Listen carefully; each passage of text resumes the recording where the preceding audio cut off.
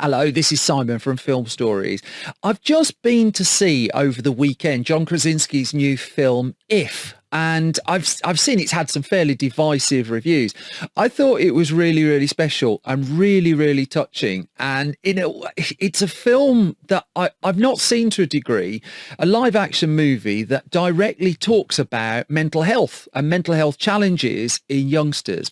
And it brought to mind, while I was watching it, one of my favourite films of all time, and 1989's Parenthood, written by Lal Gans and Bubba Mandel, directed by Ron Howard, and this massive ensemble cast: Steve Martin, Tom Hulce, Rick Moranis, Martha Plimpton, Keanu Reeves, Jason Robards, Diane Wiest, Mary Steenburgen.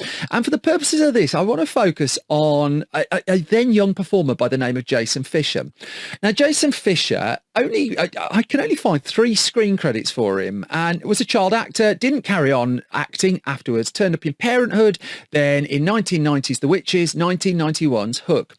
But Parenthood is an ensemble comedy drama. I think it's hilarious. It spawned 2 television programs as well, but it's that core original movie that's really special to me.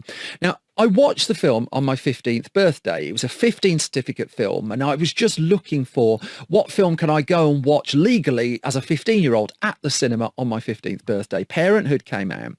And so I was sat watching it, and what I hadn't seen before in a big American comedy was child psychology really being taken seriously to any degree. Usually the punchline of a joke or just an insult or something like that.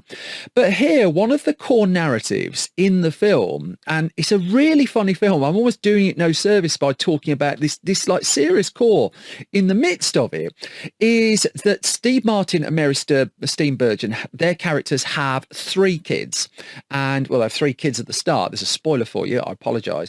The eldest is a young lad called Kevin, and Kevin is emotionally bouncy. I'm emotionally bouncy. I've seen lots of us are, if I think we're being honest about it. But the film not only acknowledges this, but it also takes it seriously. And so we get a couple of sequences in the movie that I only want to bring them up just because I just don't think anyone talks about them or how quietly groundbreaking it was. Because this issue of child mental health is basically covered from 2 different angles. How do the parents cope with it, and what's it like for the kid? In the case of the parents, it interrupts a nookie scene fairly early on. It's not that kind of film, don't get the idea. But the idea that they've got to go in and talk to the principal about their kid. The principal is then going to recommend that their child basically finds another school. They find a child psychologist. And there's this acknowledgement really that things aren't going perfectly. And it drives one of the narratives of the film. There's quite a few weaving threads in there, but the pressure of the parents to try and do the right thing for their kid, to try and have the perfect answer when it just doesn't exist.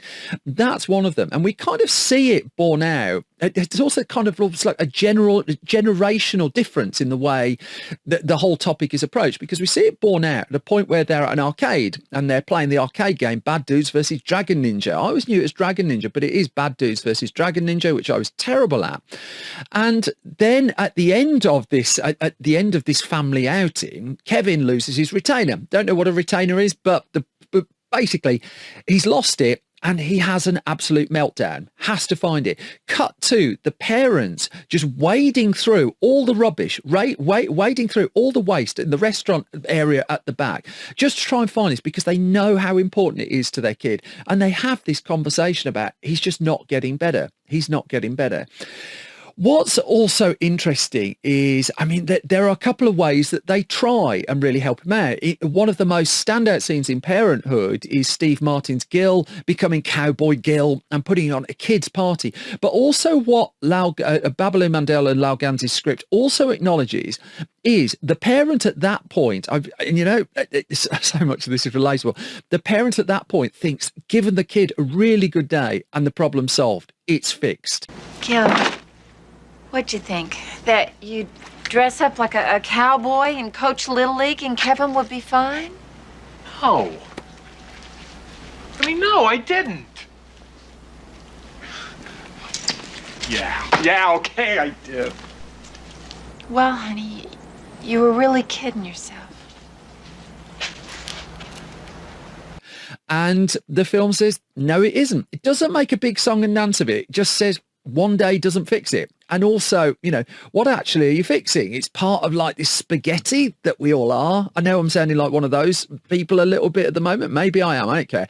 But it was really important to me to see that. I wasn't having the best of times as a teenager. I was bullied at school. I've got a wonky eye, you might have noticed as well. Always overweight. So I'm never really fitting in. And it was weird seeing this kid almost acknowledging like you don't fit what you're supposed to do. You don't fit in, and you get kind of like the sliding doors almost moments for the parents over a baseball catch, where again it's played wonderfully for comedy, that you go forward to the future and what impact the parents' actions and one baseball match having on this kid.